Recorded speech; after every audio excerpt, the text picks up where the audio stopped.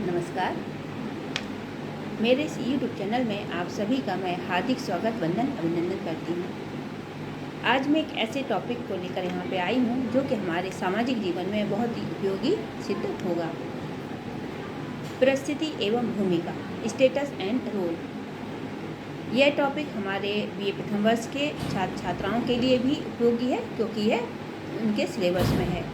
तो आज हम इसे इस वीडियो के माध्यम से इसका हम व्यवहारिक रूप में क्या कितनी उपयोगिता है उस संबंध में हम यहाँ पे अपना व्याख्यान प्रस्तुत करेंगे, अपनी बात यहाँ पे रखेंगे। परिस्थिति एवं भूमिका, जैसा कि नाम से ही लग रहा है, परिस्थिति यानी सामान्य शब्दों में यदि हम बात करें तो पद। हर समाज में, प्रत्येक समाज में, प्रत्येक व्यक्ति की समाज में कोई ना कोई परिस्थिति अवश्य होती है, कोई ना कोई वो पद अवश्य ग्रहण करता है। परिस्थिति के साथ साथ जब हमें कोई पद प्राप्त होता है तो उस पद की अनुरूप हमारे कार्य भी होते हैं, उसकी हमारी भूमिका भी होती है। तो सबसे पहले हम यहाँ पे परिस्थिति को समझेंगे कि हमें समाज में कैसे परिस्थिति प्राप्त होती है। तो समाज में सबसे पहले तो हम ये जानेंगे कि परिस्थिति क्या होती है। तो परिस्थिति का हम यहाँ पे अर्थ है कि प्रत्येक व्यक्ति को समाज में कोई ना कोई स्थान, कोई ना कोई पद निश्चित रूप से प्राप्त होता है। इससे हम अलग अलग जगह पे भी हम इसकी बात कर सकते हैं। समाज में, परिवार में, व्यावसायिक क्षेत्र में, रिश्तेदारी में, अलग अलग रूप में कोई ना कोई पद से अवश्य प्राप्त होता है और उसी के अनुरूप उसकी भूमिका भी होती है। आगे हम और समझेंगे इसको एग्जाम्पल के द्वारा, तो बहुत अच्छे से और क्लियर हो जाएगा। व्यावहारिक रूप से यहाँ पे यदि हम बात करें कि परिस्थिति को यदि हम समझ लें कि हमें कौन कौन सी समाज में परिस्थिति प्राप्त है और उस परिस्थिति के अनुरूप ही जब हम अपनी भूमिका का निर्वहन करते हैं तो कैसे हमारे जीवन को, हमारे सामाजिक जीवन में एक बैलेंस बनाता है और हमें किसी प्रकार की कोई दिक्कत नहीं होती। आज समाज में हमें जो रहने में विभिन्न प्रकार की समस्याओं का जो पैदा हो रही है वो इसी कारण से हो रही हैं कि हमें किसी समय पे जो हमें परिस्थिति प्राप्त होती है और उसके अनुरूप जो उसकी भूमिका होती है वो उसको हम नहीं करते हैं। परिस्थिति कोई सी है हमारे पास, है ना, और उस भूमिका का हम कहीं और उसका निर्वहन कर रहे हैं। अभी हम इसको और अच्छे से समझेंगे। जैसे कि जो परिस्थिति होती है, एक फॉर एग्जाम्पल, जैसे कि महाविद्यालय के बच्चे हैं, है ना, तो अभी वो विद्यार्थी हैं, महाविद्यालय में आए हुए हैं और महाविद्यालय में जब वो आए हैं तो एक विद्यार्थी के रूप में आए हैं। तो जो टाइम पीरियड उनका महाविद्यालय का है उतने टाइम पीरियड में उन्हें कौन सा पद प्राप्त हुआ है? विद्यार्थी का पद प्राप्त हुआ है। तो परिस्थिति जो होती है एक समय में हमें एक प्राप्त होती है। जो परिस्थिति या जो पद है एक समय में हमें एक प्राप्त होता है और एक समय में हम एक परिस्थिति की एक ही भूमिका का हम निर्वहन करते हैं। और बहुत सारी परिस्थितियाँ व्यक्ति को अपने समाज में प्राप्त होती हैं, लेकिन एक पीरियड काल में, एक समय में व्यक्ति को केवल एक ही पद प्राप्त होता है और उसके अनुरूप ही उसको अपनी भूमिका का निर्वहन करना होता है।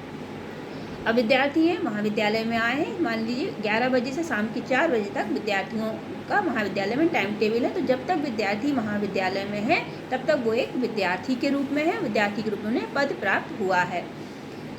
अब उसी के अनुरूप उनकी भूमिका, विद्यार्थी है तो स्वाभाविक है कि उनका जो भूमिका है पढ़ने की भूमिका है ना। तो ये उनका एक समय पे एक पद प्राप्त हुआ और उन्हें ये भूमिका प्राप्त हुई। जब यही विद्यार्थी जब अपने घर जाते हैं तो एक परिवार में जब वो जाते हैं तो उस समय उनकी जो भूमिका होती है, एक बेटे की भूमिका होती है, क्योंकि वो किसी के बेटे हैं, किसी के भाई हैं, है ना। तो जब वो अपने परिवार में रहते हैं तो उन्हें क्या पद प्राप्त हुआ? एक बेटे का पद प्राप्त हुआ। तो जब बेटे का पद प्राप्त हुआ तो उन्हें बेटे की ही भूमिका को उस समय पे निभाना होगा। हम लोग टीचर्स हैं, प्रोफेसर्स हैं, हम लोग महाविद्यालय में जब रहते हैं तो एक प्रोफेसर का पद हमें प्राप्त है। जब तक हम महाविद्यालय में, तब तक हमें एक पद प्राप्त हुआ है प्रोफेसर का, और हमारी जो भूमिका है, हमारी भूमिका है पढ़ाने की। यदि इस बीच में जो हमें पद प्राप्त हुआ है, लेकिन हम पद तो हमें परिस्थिति में जो प्राप्त हुआ है प्रोफेसर का, लेकिन हम भूमिका का निर्वहन नहीं कर रहे हैं, है ना। किसी कारण से मान लो हमने उसका भूमिका का निर्वहन नहीं किया, कुछ और हमने दूसरे काम किए, बच्चों को नहीं पढ़ाया, है ना, दूसरे और काम किए। बच्चों कॉलेज में आए लेकिन बच्चों ने, विद्यार्थी तो है, पद तो है, लेकिन उन्होंने अपनी भूमिका का निर्वहन नहीं किया, उन्होंने क्लास अटेंड नहीं करी, उन्होंने पढ़ाई नहीं करी। तो यहाँ से समस्याएं चालू हो जाती हैं समाज में हर जगह। घर में बेटा है, बेटे का पद प्राप्त है, बेटे की भूमिका है, लेकिन उसने बेटे की भूमिका को नहीं निभाया। पत्नी है, एक परिवार में उसे पत्नी का पद प्राप्त है, पति का पद प्राप्त है, लेकिन उसने अपनी भूमिका का निर्वहन नहीं किया। जिस समय हमें जो पद प्राप्त होता है, हमें केवल उस समय उसी की ही भूमिका का निर्वहन करना चाहिए।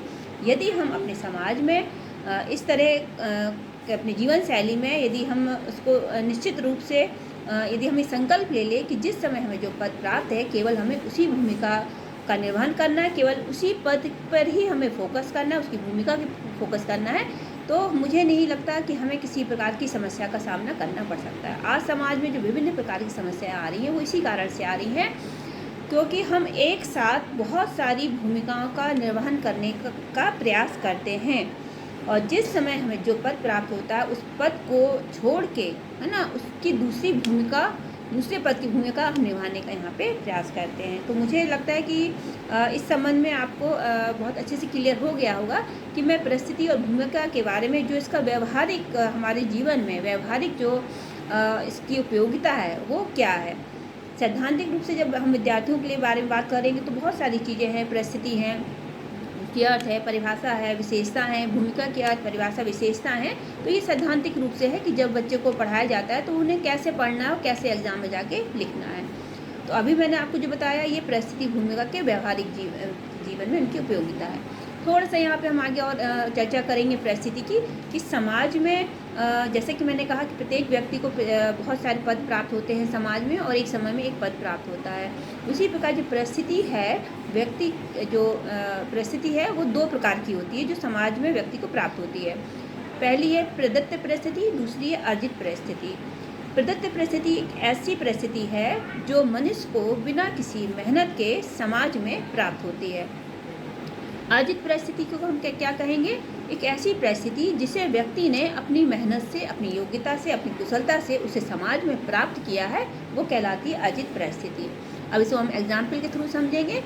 प्रदत्त परिस्थिति का यहाँ पे आशय है, जैसे मान लीजिए कोई पुरुष है, कोई महिला है ना, कोई गोरा है, कोई काला है, कोई लंबा है, कोई छोटा है, कोई किसी जाति का है, किसी धर्म का है ना।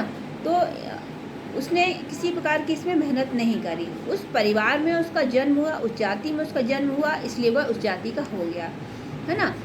लंबा है, गोरा है ना, काला है, गोरा है, तो इसमें भी उसका कोई हाथ नहीं है, ईश्वर ने उसको दिया जो उसको अपने आप से प्राप्त हुआ, है ना। तो जो ऐसे पद हमें प्राप्त होते हैं जिसमें हमारा खुद का स्वयं का कोई रोल नहीं रहता, खुद की कोई मेहनत नहीं होती, है ना, वो कहलाती है प्रदत्त परिस्थिति।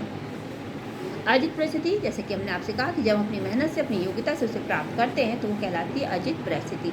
जैसे विद्यार्थी जीवन है, विद्यार्थी जैसे महाविद्यालय पढ़ रहे हैं तो वो अपनी मेहनत से पूरा स्कूल की एजुकेशन पढ़ के तब उन्हें एडमिशन मिला महाविद्यालय में, तो अपनी योग्यता से उन्हें महाविद्यालय में एडमिशन मिला और उसको विद्यार्थी की उन्हें पद प्राप्त हुआ, तो ये उसे मेहनत से प्राप्त हुआ। कोई टीचर्स है, कोई प्रोफेसर्स है, कोई डॉक्टर है, कोई वकील है ना। तो जो अलग अलग व्यावसायिक क्षेत्र में अपने उन्हें जो पद प्राप्त हुआ है वो उन्हें ऐसे ही नहीं प्राप्त हो गया, उन्होंने अपनी मेहनत से, अपनी योग्यता से उस पद को प्राप्त किया है। तो जो पद हमें अपनी मेहनत से प्राप्त होता है वो कहलाता है अर्जित परिस्थिति, और जो हमें बिना मेहनत से प्राप्त हो जाती है, जिसमें हमारा कोई रोल नहीं रहता है, वो कहलाती है प्रदत्त परिस्थिति। प्रदत्त परिस्थिति में और भूमिका में और भी बहुत सारी बातें हैं, लेकिन व्यवहारिक जीवन में समझने के लिए, उसको जानने के लिए इतना ही पर्याप्त है। तो मुझे आशा है कि आपको इसका व्यवहारिक ज्ञान आपको प्राप्त हुआ होगा परिस्थिति और भूमिका का, और यदि आप अपने सामाजिक जीवन में यदि इस पर ध्यान दें तो निश्चित रूप से आपका सामाजिक जीवन बहुत ही अच्छा होगा और आपको सामंजस्य बिठाने में, परिवार में, समाज में सामंजस्य बिठाने में आसानी होगी। तो हम फिर मिलेंगे एक नए टॉपिक के साथ, नए वीडियो में। तब तक के लिए नमस्कार, धन्यवाद।